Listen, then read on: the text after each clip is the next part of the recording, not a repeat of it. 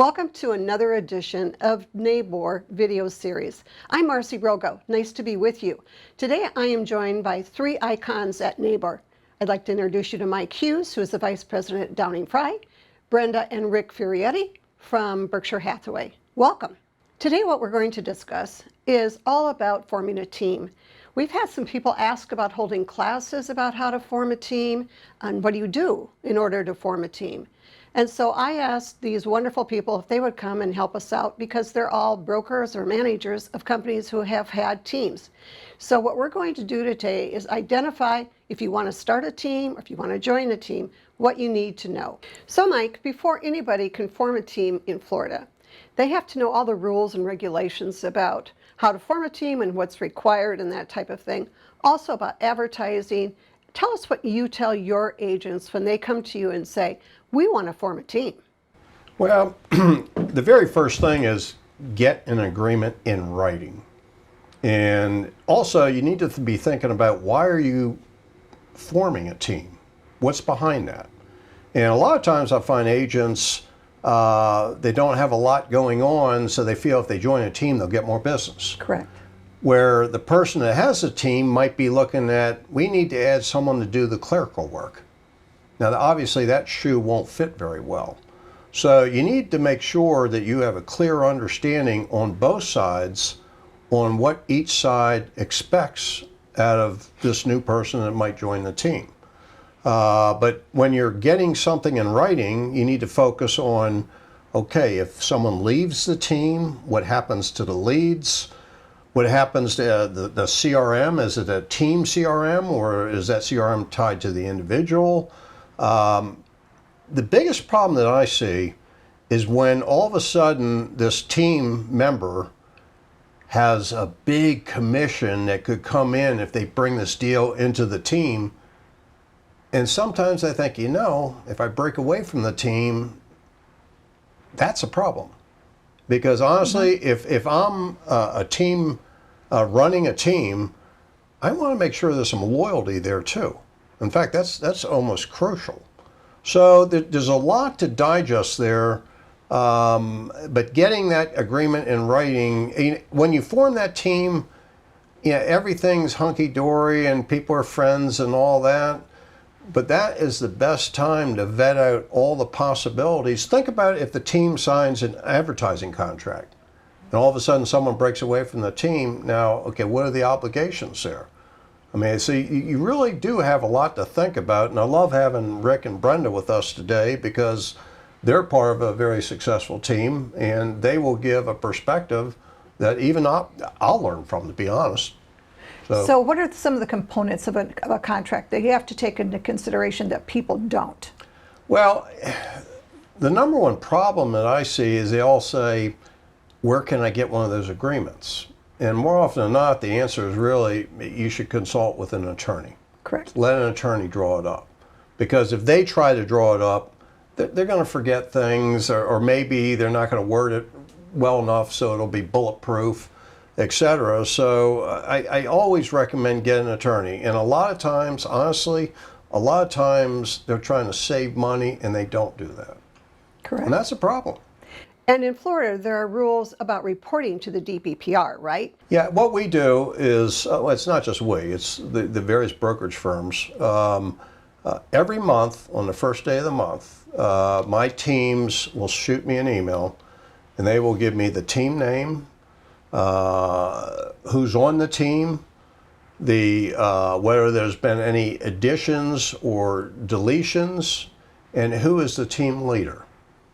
And we constantly send reminders out on that to make sure people are aware that just sending it in 1 month is not good enough. It's got to come in every month. Because honestly, if you're ever audited, that is one of the items they will look at. And also about naming the team. Can you help us with that? Yeah, I'll defer to these guys on that one. They might even know it better than me. But a lot of people struggle with the name of the team. Right. There's certain words you can't put in there.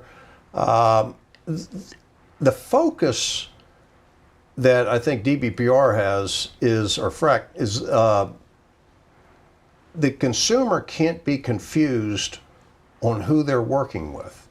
Because in the old days, some of these teams would make it look like they were the firm. Correct. And that created confusion with the consumer. So now, they want to make sure that when the consumer is working with Rick or Brenda, that they know that Rick and Brenda are members of their firm, rather than Rick and Brenda being the firm. And so I think the whole thing is trying to get rid of any confusion that the consumer might have. When naming a team, you cannot use Realty or Realtor Associates, etc.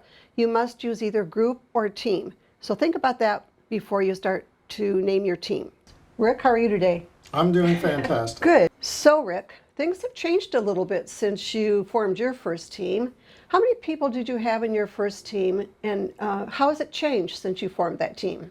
Well, teams are interesting because I think originally people did little partnerships that really were different from the teams of today. Correct. Where you have a team leader and people that work under a team leader, as opposed to our early processes where we either had, like Mike said, an administrative assistant that was licensed, so they were considered a team because two people had a license. It wasn't just a administrative staff without a license, so they could do work like showing property and writing contracts. Today we've morphed into a full-scale team. We're a team of 8, and we also do have an administrator on the team, and as well as our office has 4 support staff that are part of the office, which I consider the primary team of our company. So for me, it changed over the last 15 years. I'm no longer looking for partners, I'm looking for team members. And it's very different because as the team leader, I'm responsible now with the state. If something happens on the team, they're coming to my broker and I, as opposed to another partner or someone else in the team. So the reporting is important so that they can come to see me. Personally, from a team standpoint for naming, ours is the Fioretti team. I was never one to think that my name was going to outgrow the company's name. So I'm a big fan of the company. I'm okay with the requirements from the state that the company's name is larger and more out front. I want them to know where I work. Correct. And that we are a subsector of that, but by no means a separate entity. So that's how we're currently structured, is that I lead the team, 7 people that are in addition to me, and an administrator that's paid. If you were looking to add new members to your team, how do you evaluate whether or not somebody's going to be good for your team? Well, Those you're persons. always looking for team members that can add value to your customer base. And even if they're a new person, they can be of value to the team. Because in a true team scenario that we're running, I'm an ex-business owner and ex-office owner. So for me, I don't want to do that anymore. I want to just run the team, not run a brokerage. But the desire to train and mentor in an apprentice relationship, new real estate professionals, is still a desire for me. So I will take newer people because they sometimes have more free time to hold open houses or show property. They have to have a desire to be properly trained.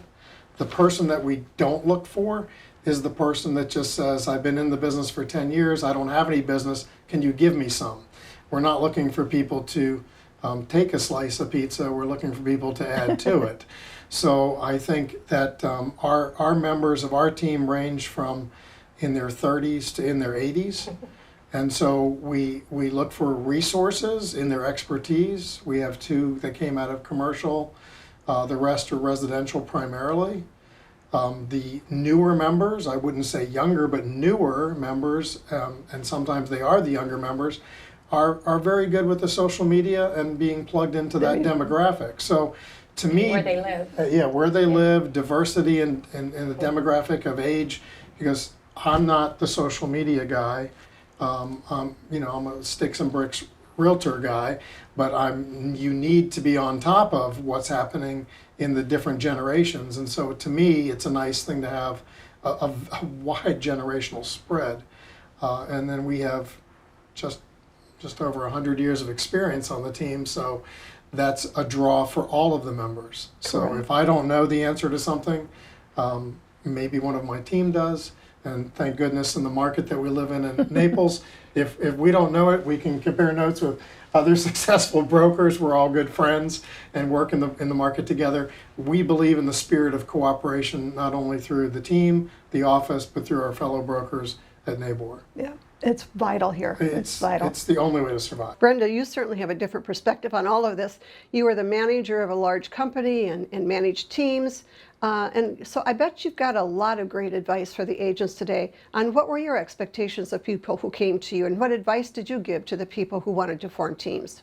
Well, the team is such a generic term, and it's used for so many things. Let me just sort of break down. There are 4 ways I look at the formation of a team and how people are setting up teams. One of them, every time one of my agents had come to me and asked about teams, I would say, okay, what are you trying to accomplish? And let's talk about your opportunities here. One of them is kind of testing the waters, where I'm an agent in the office and there's another agent in the office. We get along, we're friends, we're hanging out, we're going to classes together, we like each other, we respect each other. And we say, well, let's talk about a partnership here, teaming up, because a partnership is a team. And so then my suggestion to them was always, or it still is, test the waters. Do a couple transactions together and see how it works.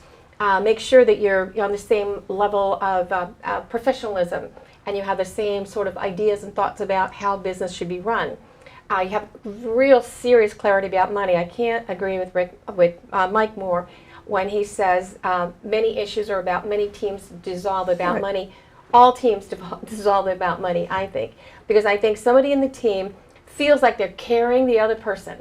And one month you might be carrying the other person, Yep. but then the next month maybe the other person is carrying you. So there has to be a feeling of fairness in a team or it's not going to last, it's not going to survive. That's probably the biggest problem. Yeah. That's why when Mike says, get your deal in writing, that's critical. I agree. But there's the test the waters team. Then there's the partnership. Let's say we've tested the waters, we've done some transactions together. We really like each other. We want to be more formal and partner up and have some kind of an agreement.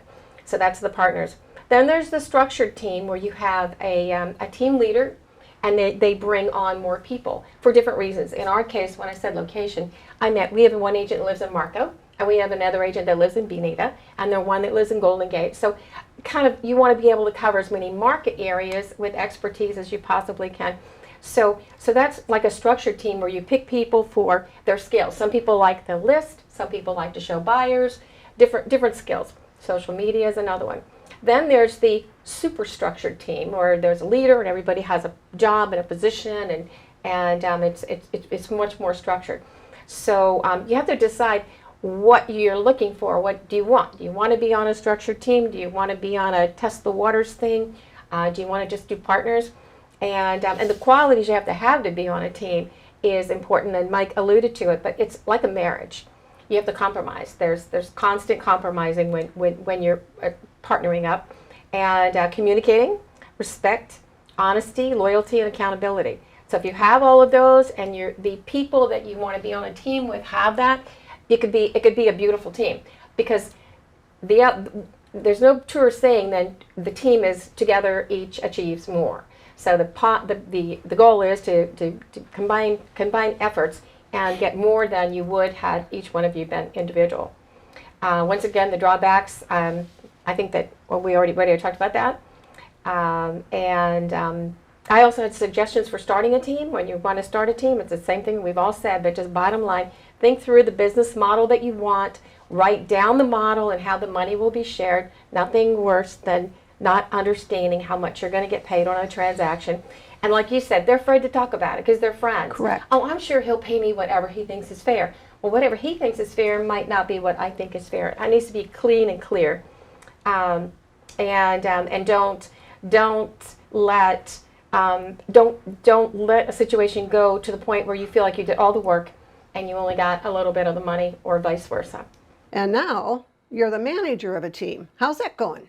You know what? As a broker, I was the managing broker of like, I'd say 110 agents. As a team member, as a team manager, I'm the broker of like 6 because he won't listen to what I say. But so it's almost the same thing. They rely on me. We had a team meeting the other day, and because of this video, I asked everyone, what is the most valuable part of being on a team to you? And their answers were, my team leader's on speed dial, I get backup coverage with partners, I get advice from experienced professionals, people with a lot of experience, collaboration amongst my team members, mentorship, and connections. I think connections means leads, but connections.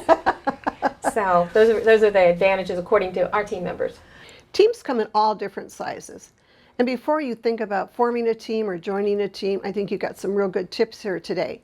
In our next series, we're going to talk to people who are just thinking about forming a team, and someone who's formed a small team, and someone who's formed a big team. And I hope that you will join us for those. If you have further questions that you would like answered and some ideas you'd like us to share with you, please let us know. Thanks for joining us today.